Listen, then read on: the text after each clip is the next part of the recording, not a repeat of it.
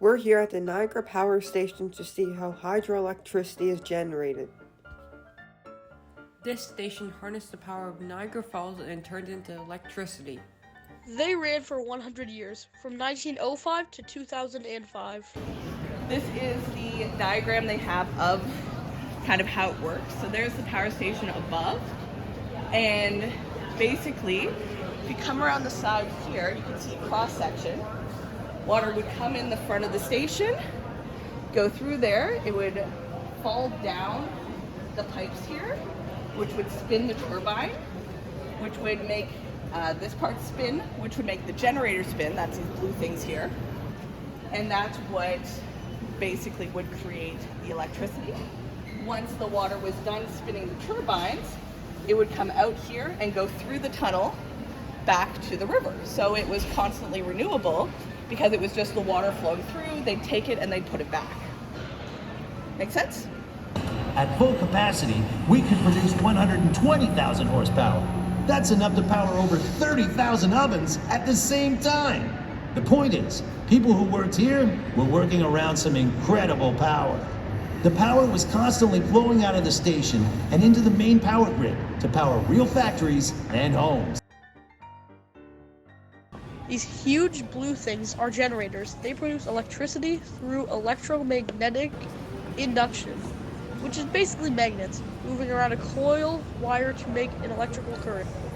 For a generator to generate power at the right frequency, the rotor inside the generator had to spin at exactly 250 rotations per minute. And the speed of the rotor completely depends on the speed of the turbine rotating below. So adjusting the speed of the rotor meant adjusting the flow of water. And for that, we had a clever piece of equipment called a flyball governor. Try to follow. There's a gear on the main shaft that was linked to the flyball governor. So as the shaft spun, these heavy flyballs would spin too. The flyballs were also linked to a valve far below that controlled the flow of water hitting the turbine. Now, if the generator was spinning too fast, the flyballs would rise higher, closing the valve a little bit and slowing down the turbine.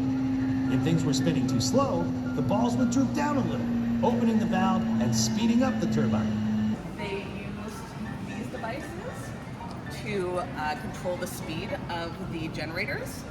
So if it was going too fast,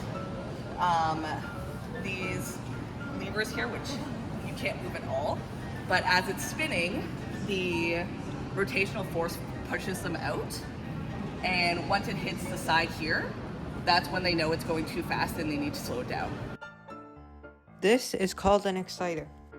An exciter is a thing inside a generator that acts like a battery. It uses direct current to create a steady magnetic field that jumpstarts the generator.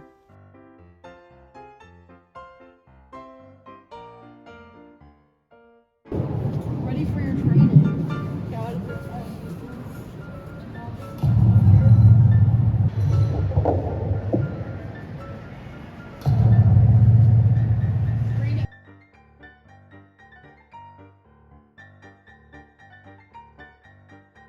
This is called a pentastalk.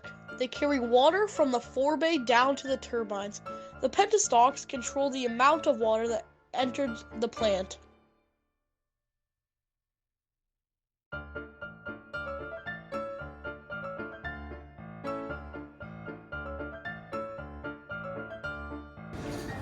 And these controls control the doors that would allow water in and out.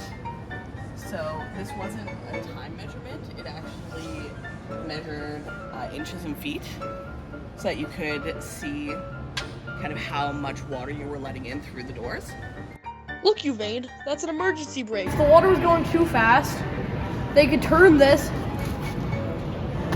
to stop the entire system. Shall we? Yeah, let's do it.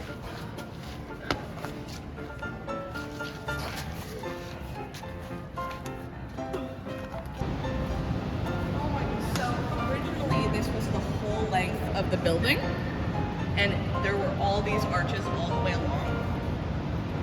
But they've covered it up for the gift shop space, and this is all that they've left exposed.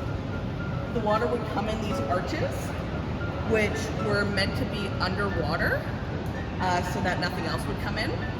And then they had to build these grates here because so much ice was coming in. It was causing damage to the turbines. So they had to build these to try to stop the ice and any debris from coming into the penstocks.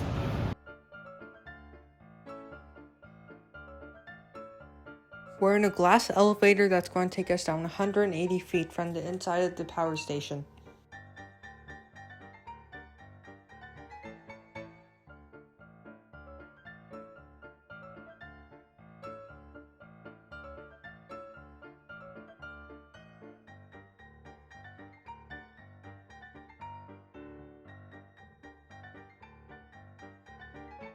This is a really long tunnel. It's approximately 2,200 feet long.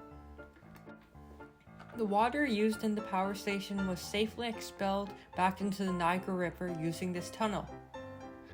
Once the water passes through the turbines, it is returned to the Niagara River through this underground tunnel.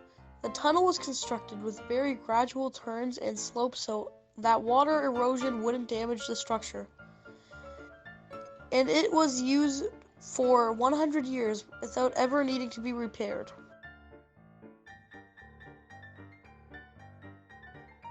At the end of the tunnel is a spectacular view of Niagara Falls.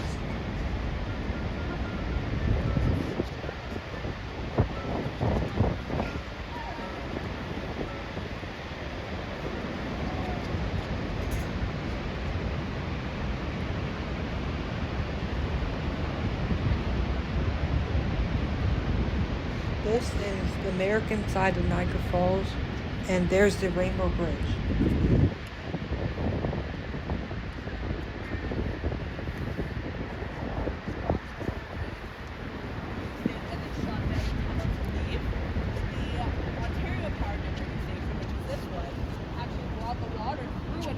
The water from the Niagara River goes into the forebay and goes straight down, ultimately turning this thingamahoo's and the giant rod, spinning this, generating us electricity. Oh, and then the water goes out.